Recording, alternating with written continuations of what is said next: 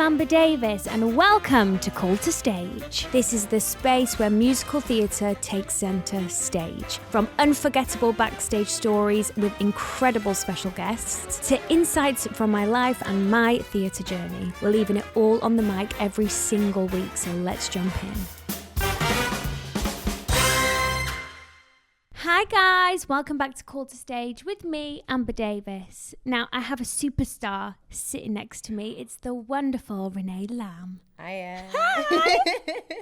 It was so funny because Reneé came in and I was like, so hard not to talk before the episode. Mm-hmm. But how are you? I'm good, how are you? And we have a mutual friend. We have a mutual friend, the best person in the world. Natalie Nat Paris. Ugh, love of my life. I know. I did my first job with Nat.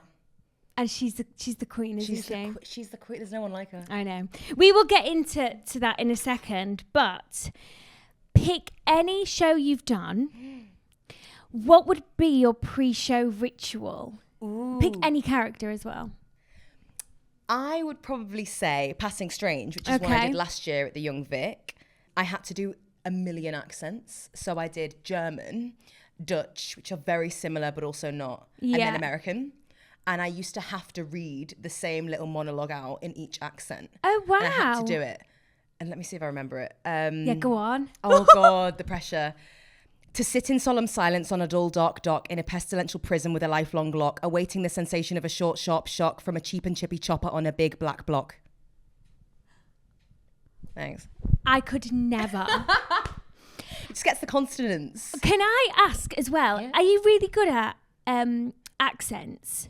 I used to be. I haven't been doing them as much recently. Like, how do you even wrap your head around it? Because I know it's a skill that you need to have in the industry. Reneé, I am terrible. I'll teach you. I can just do American.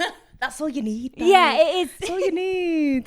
It's important to do accents. Yeah, or to like have that skill. Well, we get dialect coaches if you have like a wild accent for the most part. Yeah. But like, it's a good skill to have. I think if you want to do more like plays and stuff, which I'm trying to kind of like start doing, it's good to have in your back pocket. But you don't need it. You get taught it on the job. You do. We put so much pressure on ourselves. I know. Oh, I can do Northern. That's good. Like that. Go on then. No, I just talk like that. That's who I spoke to? It was who was it? It was Maya Maya Quantsabreed. Also love her. And you trained at Tring. I did. Is that even a thing now? I know. So Tring is a boarding school. Yes. And you do vocational in the afternoon, so that's like singing, dancing, acting. And then you do your academic, so your A-levels and stuff in the morning. Yeah. So we worked, I think, from like 9 a.m. till 6:30 every day, which was wild. And how old were you? I went for sixth form, but I think you can go from the age of 9. So we were running around. I know. We were running around with 9-year-olds and everything. Okay, did you enjoy Tring? I absolutely loved Tring. Did you? I will always say it was the best 2 years of my life. I didn't go to uni or anything, so I boarded there. So essentially, I lived in the school. And like in the evenings, we could just go down to the studios and start dancing and singing and whatever we wanted to do. It's like a dream for a musical theatre, like dreamer, Yeah, you know? It was like Fame. It was like we went to Fame. It was amazing. It was hard, but it taught me everything I need to know. And like, was it all girls? No, mixed. Okay, but your dorm was all girls, right? Yeah. Yes. Yeah. Yeah, was that fun? It was so fun. Oh my God, that's like 4 of us. It's so fun. Like 4 of us like in a little dorm. And to be fair, they weren't what they are now. Like they've had a refurb. So they weren't as like cute as they are now. No shade. But like we made them so cute. Oh, it was just so fun. I love that. Now you were the OG Catherine of Aragon. I did the workshop with Nat. Yeah. In 2017.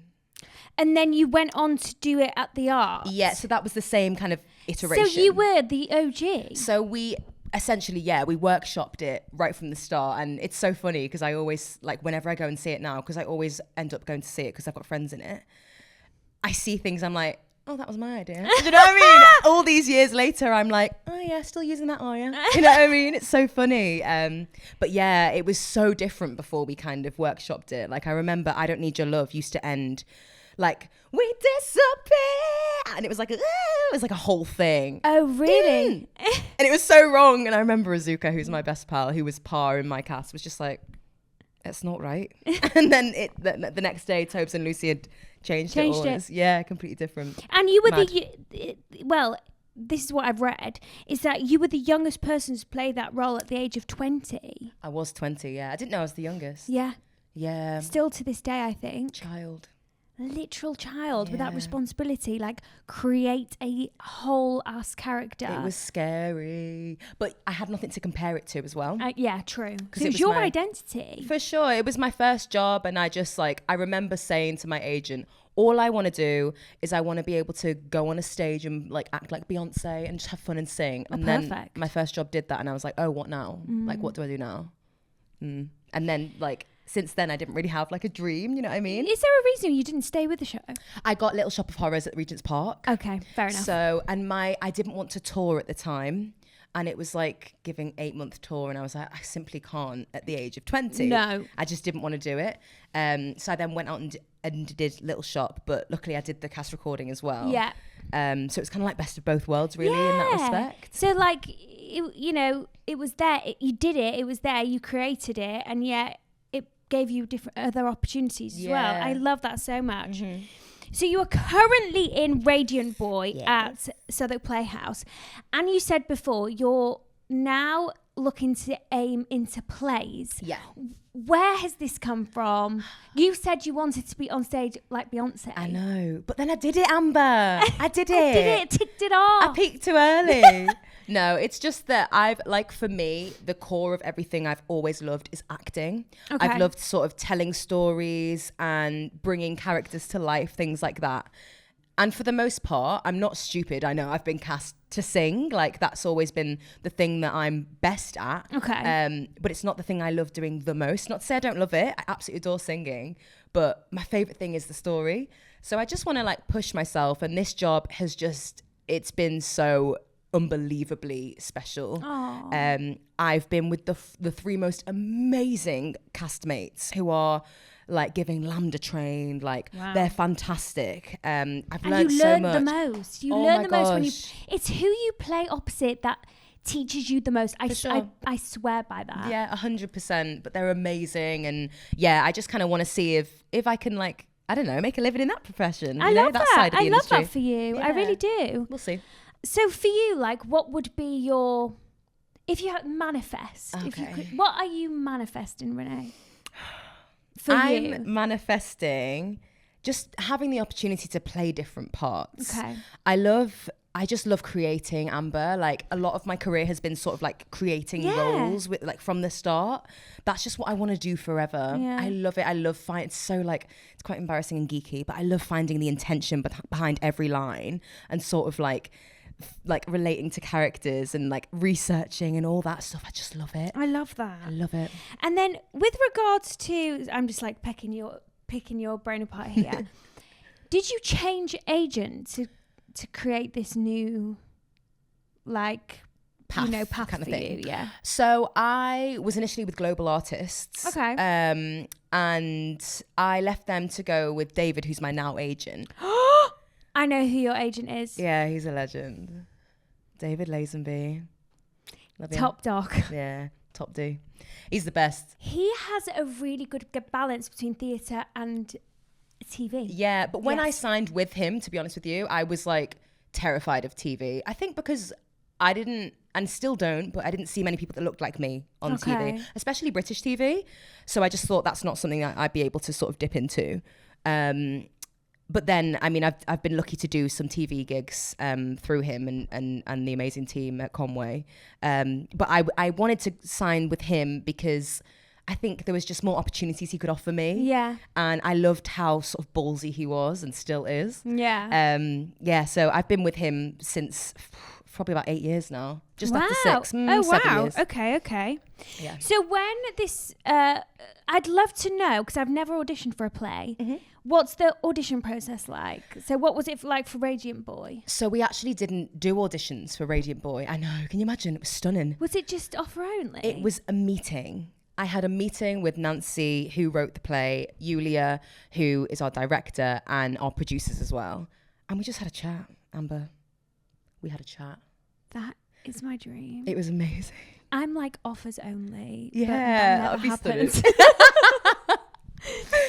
So you had a meeting, and what did they kind of just want to see your energy? I think so. I'd read the play, and it's mad. Like Nancy's writing is unbelievable. She like the characters even on the page are so real, and often I don't find that. I find that I have to like hear people say them and say the lines.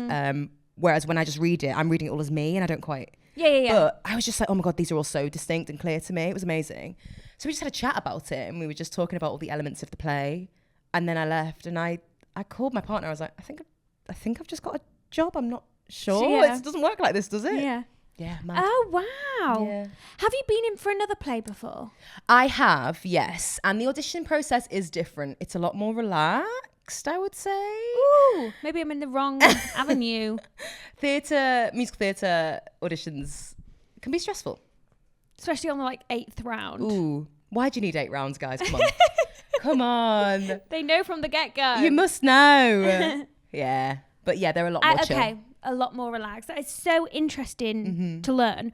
And you've just wrapped on Edgar Wright, the Running Man movie as Zara. Yeah, Zaza. Oh, Zaza. Yeah, it might say Zara online, but it's actually Zaza. Zaza. Oh, I Yeah, love because that she's name. cool. She's cool. Her name probably is Zara, but she's like, no, it's Zaza. I love that. Yeah. And what was the audition process like for that? I did a self-tape, which I did while I was in New York. Obviously. I know. I was on holiday. Standard. I swear to God, every single time you step foot off a plane, Honestly. you will get a self-tape through in your inbox, and you just think, Yeah. you truly. don't have one for like 6 months, No, yeah. and then you're on holiday. Yeah, and I was on holiday and I did it. And then a few days later, my agent was like, they want to meet you in person. I'm like, well, I'm 8 hours away. So they let me do it over Zoom. So then nice. I met with the producers over Zoom and just did the scene again. And then they were like, yeah, here's an offer. Oh, lovely. And that's Yeah. with Paramount. Yes, it is. That's a good... Yeah, really good good. I mean, network the to get in whole, with. it's so funny because the producers on that show actually own the rights to 6. Wait. And I know, babe, when she told me that, her name's Nira Park, she's fantastic. I was like, how is this musical still dictating my life? Yeah. How is it still wiggling its way in? Truly. What's your thoughts about acting on stage and acting in front of a camera? Like, is it worlds apart? Worlds apart, no, but definitely different, I think. Okay. On stage, you have to be aware of, you know, the people that are in row Z. Like, you still have to give a believable performance, and they're so far away from you. So I think the energy has to be heightened quite a bit. Yeah. Whereas on screen, if you like think I'm sad, you can see it. Like, you don't even have to go. Like, if you're just like, I'm sad, a camera can pick that up. Yeah. And that's the main difference, I would say. But still, the intentions and the emotions have to be there. Yeah. I think. Do you miss, like, you do it, so for example, right, in a play, you do the performance, you do the hour, 2 hours or whatever, and you have the applause at the end from the audience. Do you miss that with the camera? Do you know what? So many people say that. I've not been on set enough Okay. to feel that I really miss it. Okay. I think. But I get why. I think if you were doing a long stint in a like TV job and you'd come from theatre, I get why you'd be like, I miss the applause. And it's not even just for validation. It's just like to know that people are receiving the message and like your work is being seen. And yeah, it's just it's a very, because then you got to wait like 9 months. I know. And you might be like, And you have no oh, idea what, and you might be cut. Yeah. Do you know what I mean? Yes, absolutely. Yeah. So very interesting, isn't it? It is. I do love it though. Like, I think you're one of the few people that we've had on that is like sitting in between both industries. Yeah. Because you also have done a long running series with CBBC, right? Yeah, I did a show called Still So Awkward. Yes. In lockdown, actually.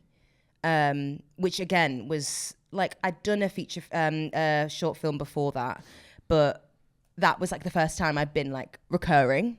Okay. So that was, that was That was really cool. Yeah. Booked and blessed in COVID. Yeah, it was nice. Speaking of blessed, bless I'm you. blessed. Can we talk about talking about hay fever? Let's talk about Regents Park. Hay fever, wasps, weather, sun. Which one was Little Sharp? First, second, or third within the Regents Park? Third. Oh, so you were the big show. Yeah. I don't know how I didn't see that. Oh, Amber, it was so good. I can only imagine. It was so good. It was just mad. Tom Scott, who designed it, is just disgustingly talented. Yeah. Like the costumes, the direction, Maria Aberg, it was fantastic. It's such a shame that nothing else happened with it. It did have plans, but things happened and then it couldn't work. But it was so good. And I think Regent's Park is on a lot of people's wish list. Yeah, and is it as amazing as oh my god, like to be in a show and you're on stage and it's light, and then as you're doing the show it gets dark, and then like the fairy lights come on. It's magic. It's absolutely magic, and it's massive. It's like 1,000 seats. I think. I know. Huge. I went to watch Shook the other day because my like partner's in it. Yeah. Really? And he plays Bo. Oh, nice. And they were doing a scene, and it was outdoors, and they were talking about rocks and things like that, and then a bird just flew. Magic. And I just thought, that is so special. Yeah. You can't get that anywhere in London. Well, do you know what I mean? In Britain, really. It's so special. It really is. Well, but what is this? Because I actually booked tickets to go see Shook again. I know, I'm obsessed. And there was pages and pages of what happens if it rains. Like, what if you do have a rainy season? What if you can only do like 10 performances? Do you know what I mean? Yeah. It is. We hated it when it got rained off. I remember our last show, it started raining. No. And we were all like, we're going out. We're going out. And we had these ridiculous costumes, ridiculous shoes. I was in an orange wedge. No, not a wedge. Yeah, I'll have to find you a picture. An orange wedge. And we were slipping all over the gaff, but we were like, we have to do this. We have to do this. We won't get to do it again. But most of the time, I think the people's tickets get sort of like either refunded or you can come again. Yeah. But yeah, it's sad when it rains. I mean, it's on my bucket list, I think. You'll do it. Although my hay fever is bad. It's not great. I was sneezing on stage. Were you? I sneeze on stage inside. Anyway, yeah, me too. So doesn't matter. In between, then you did Ain't Misbehaving, Malory Towers, Be More Chill. Oh my gosh, Be More Chill. Let's Chat. Yeah. West End. And you also it went from the other palace to Shaftesbury. Yeah, because it was a lockdown show.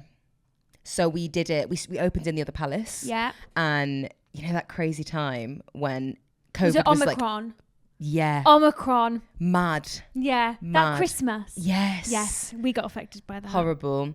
But we did Be More Chill. I think the audition was actually Christmas, and then we opened, I think, January. You auditioned at Christmas and opened in January. Yeah, I think so. I might be wrong. It was a long time ago. I know. But I do anything think so. pre-COVID, I'm like, did it happen? It was a lifetime ago. Yeah. But did you enjoy it? I loved it. It was such a shame it got cut early. Was that because of COVID? Yeah. It was really generating a fan base, and then the poor fans got sort of like shafted because we were just like, we're not doing the show. And then it came back to the Shaftesbury, but it was weird because everything was socially distanced. So it's this massive theatre. It's like 1,300 seats, huge, I think. Shaftesbury. Maybe even more, yeah. And there were people like, sort of patchy. That's so sad. Yeah, that makes me so sad. I know, but it was such a gorgeous show. Like, yeah. And it was COVID time, so it'll always hold a place. For sure. Bring It On, or it will always hold a place in my heart. I didn't see that. Did you not? No. It was fab, but we did get cut early. So sad. But I wouldn't have done weird things. I think things happen for a reason. For sure. Yeah. I do too. Then you went on the UK tour. Of Fantastically Great Women Who Changed the World. Yeah, such a long title. Of what? Every time I had to say that. Fantastically Great Women Who Changed the World. Yeah. Based off the book, Kate Pankhurst's book. It's a kid's book. And did you enjoy it? UK Loved tour. it. I met some gorgeous people on that job as well. That also taught me a lot about sort of like being a woman in this industry. And just being a woman in general, and just like the hardships we have to face. But like seriously, yeah, though, seriously, like, it's such a thing. Yeah, it's a beautiful job. We did it initially with kids, which was mad. So like the lead character's a little girl, but then do you know that just rings in my head? Rehearsals. Yeah, 4 times over. Yeah, that just is ringing in my mind as we're going to be in a lot more than we want to be. But it was special because they were little kids. I know. But then we had an amazing adult come and take over for the second part of it. Oh, okay. Yeah, which still works beautifully, and she was amazing. Can I ask, up to Fantastically Great Women Who Changed the World, sorry, I just wanted to say that again. What would have been from the beginning of your career until that moment? What was like a day in your life you'll never forget? I think when I opened Six, I always am like, that is the most wild thing that ever happened to me, because I, again, had nothing to compare it to. And I thought people would hate me because... What? Because I know we had quite a bit of backlash when it was announced, because obviously now we all know that Six is like this pop concert where these divas meet and they like retell their stories. But if you just looked at an announcement, Six, the musical about Henry VIII's wives, and you see people that don't sort of represent what they would have looked like, people had stuff to say about that. Really? So because I was arrogant and I was the first person essentially to go out and do the song, like there's ex-wives, but then you sort of are like, right, let's get the story started, and it's arrogant first. I was terrified that after my song, people would be like, this is wrong, get off the stage, boo. Thankfully they didn't. So you felt that pressure kind of being the first queen out? Yeah, for sure. Wow. And because it was my first job. Yes. And because we were worried because of the backlash we got, if I'm being completely honest. We were like, what if people hate it? What are we going to do? Is this going to be the end of our career? Well, you couldn't have been any... Isn't it mad? Do you know what I mean? Yeah. It's crazy. And it's still like going strong, isn't it? Yeah, I know. It's mad. And I love that you go back and watch it. I say that I haven't been for about 3 years. Oh. But in the first like 4-ish years, I felt like I was a creative on that job. I was there constantly. Have they ever called you and been like, can you pop back? Yeah. I was the first person to ever pop back, actually. I had to go to Glasgow, I think it was. Well, at least you got a bit of a holiday out Yeah, of it. It was nice. Although Glasgow's it was bit also rainy. winter. Yeah. But I'd never been, so that was cool. There we go. Good night at Glasgow. Yeah. Then you did Emoji Land with our Nat. Oh my God. Me and Nat played Girlfriends, a dream come true. Are you joking? It was the best to just do that with her. We were just being idiots on stage. Like, yeah, it was I never so got fun. to see that, but I remember it being all over social media. Was it? Yeah. I don't remember. I loved It had that. like Regina Castle. Yeah. Oh.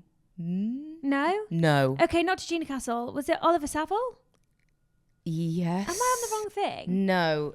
It was. Hang on, because I'm so bad with names. Please. We might have to cut this bit out because I've just got it wrong. Louise Dearman. Yeah, Hannah Lowther. Hannah, yes. Oh yeah, okay, that is that one. Yeah. Yeah. Did I get it wrong? No, you, Nat, Ollie, who was original Marty. Yeah, legend. And Oliver Saville. I swear. Yes. Yes. I think he was. That's Sorry. a cracking cast. Yeah, such a good cast. It was mad. It was really mad. And how long did that run for again? We did, I think, like 3 shows. Oh. Yeah. What do you think about these shorter stints? Yeah. I mean, it's on the CV. It's on the CV. It's an experience. Yeah. I think it's over before it started. Yeah, I think that's a shame. I think it's cool to sort of showcase them, but I think a lot of like these concerts are happening, and I think they're a good way to sort of showcase people, but then a lot of people miss them as well. So it is a shame. The concerts are on the rise. Yeah, I'm telling they you. are. I think it makes good money. I think it makes good money, but like for an actress or an actor, we need a long running show to sustain. Like we've got rent and mortgages. Yeah, for Do you sure. know what I mean? And also even to find the characters. Yeah. Like I don't find my character till like 3 weeks after press. Same. Don't come and watch me in a show until at least 4 weeks in. Don't do it. Which is kind of bad for my show right now because it's like 3 weeks long. So I know, but I feel like is a play a bit different? Yeah, because do you know what? The main difference I think between musicals and plays that I have found so far is you sit and you analyze the script with the play.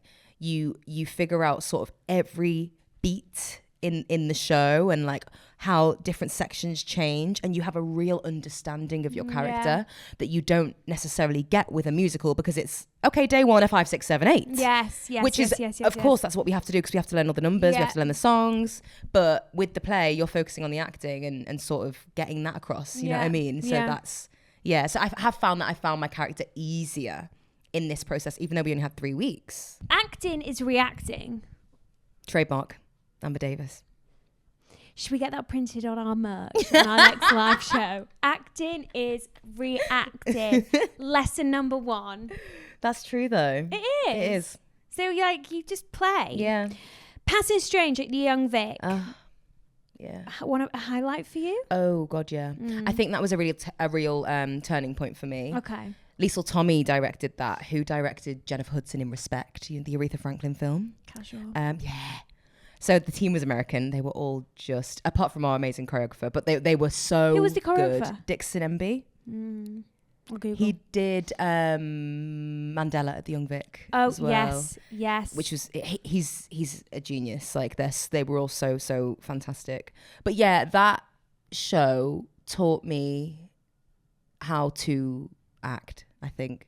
Like, I feel like everyone has that one show where they evolve, and it's like, oh, I get it now. Yeah, I learned that acting was reacting properly on that job. Like, really, I did. Yeah. Giles Terrera, Hamilton, Yes, was the lead, and he's just ridiculous. He's so good. Yeah. Yeah. So I think that job really, I think that's what shifted things for me to be like, I want to do more of this. Yeah. So here we are doing a play. I love that. I love that. And I love that you've got your, like, you're in a play and you're like, I want to do more of this, and now I'm doing it. Yeah. Like, do you know how amazing that is? Yeah, it's scary. It is scary, Reneé, but it's good that you're doing it. You're brave. Thanks. You're brave. Cake. Oh, don't. I'll start crying. It's so so sad because it's so good. It's such a good show. I didn't see it. It deserved so much more than what it But got. I heard, so there's somebody in after you today and they came to see it, and really? apparently she said it was amazing. Oh my gosh. Yeah. Really? Yes. It is amazing. Morgan Lloyd Malcolm wrote it, who wrote Amelia, which was a show that was, I think, at the Vaudeville a few years ago. I remember that. Oh my God. She's just a genius. And she's the most generous sort of creative I've ever worked with, I think. Like, we evolved her script, and like, it was perfect. Like, it really was. And Drew McConey was on it initially. Love Drew. He's just a joke. Like, he's so good. It was just so sad. Yeah, it was So so sad. explain to the listeners what happened. Also for me, because I want to know the tea. Yeah, well, it's quite a tricky one to explain. Okay. Because I don't know. We just got told that it was shutting early because of ticket sales, but also we were kind of sold out up until when we got told, so we didn't understand that. Okay. And I still don't understand that. But I'm not a producer. I don't know how producing works. There just wasn't enough money. So, okay. And that's happening a lot in this industry at the minute. That shows being cut short because they kind of over calculate, basically. Or miscalculate. Yeah. And I think that's what happened. I think it was a miscalculation. But I think it's just so sad because the show was itself, so good, and the fan base was building. I know. Massively. I know. What was it like working opposite Zizi? Oh, she's awful. She's so bad. It was just great. Like, we were our characters because we are so different as people. We couldn't be more different, actually. But I love her. And we became sort of like besties because of our differences. And we began to like sort of understand each other. And we went through a lot of shit, you know? We went through a lot of sugar. Yeah, you can swear. It's fine. Okay, good. We went through a lot of stuff on that job, kind of like creating it when it was so in its infancy and taking that on tour to kind of like tiny venues to then being in the lyric theatre. Like, we really had to sort of like, I don't know, like hold each other's hands the whole way through. But she's great. Trauma bonding. I love that type of bonding. For sure. Do you think there's a life for cake? I would hope so. I mean, the creatives seem to think there was. I kind of wish it never went to the other palace, because I think if it hadn't gone there and it hadn't been cut short, it could have had a few years sort of like dormant and then come back and been amazing. Okay. But because of that, it's kind of just like, it's just such a shame, because it makes it look like the show maybe wasn't getting the traction it needed to get, but it really was. And it was a good show, and I don't like many shows, and it was a good show. What is your favorite show then? Oh God, I don't know. I actually don't think I have a favorite show. Have you got a dream musical show you'd want to be in? Musical. Musical. Empty, tits and teeth. I'd love to do a Sondheim. Oh, that's nice. Yeah. Lots of words. Babe, that is why I just can't. My brain. You don't have to do it. My brain would be like, what's on time? I want to do Follies when I'm like 60. Okay, that is a great one. Yeah. I've got to give you that. Yeah. And can I ask you a controversial question? Oh my gosh, I'm nervous. Am I allowed to? PR sitting right there. What is the worst show you've ever seen? Oh, okay. I love how you don't even care. Okay, no. The worst show I've ever seen. And are we talking West End shows? Yeah. The worst show I've ever seen. Oh, this is... Because I might have friends that have been in that show. It's fine. I'm going to get back to you because I want to think about that one. Okay. I've got one at the top of my head, but my sister's been in it. Oh, really? Well, my least favourite show is Phantom of the Opera. There's 2 reasons why. I had to write an essay on it in my first year of college, and it honestly, my first language is Welsh, and this is the first essay I had to write in English, and it was on Phantom of the Opera, and it was honestly like I have PTSD. And then my sister goes and books the goddamn show, and I had to go and watch it. Like, that's awful. She was a swing as well, so I really had to go. Yeah. And I think I watched it about 6 times. Honestly, Reneé, it was so painful by the the end. chandelier's cool. Everything about the show is great, but I don't want to see it 6 times. That's absolutely fair enough. So it's tainted in my mind, and I don't think I'll ever go back. Fair enough. I have my show. Okay. It's very controversial. I'm going to get cancelled, but know that it's nothing to do with the actors in it. Okay, it's the writing. It's always the case. Yeah. I don't like Heathers. I'm sorry. I don't like it. There's too many jokes about eating disorders and like fat phobic things. And I know the film's a classic. I know. And it might make me sound really like Gen Z, but I don't like it. I don't like that kind of thing. I've never seen it, and I've never wanted to see it. Yeah. I've got so many friends that are in that show. I know. Well, I'm working opposite Jamie Moscato now. Alas. And he apparently, was flipping amazing. Yeah. And Francis. Francis is in it as well, of course. I've never seen it, but... Is it going to come back to London? Probably.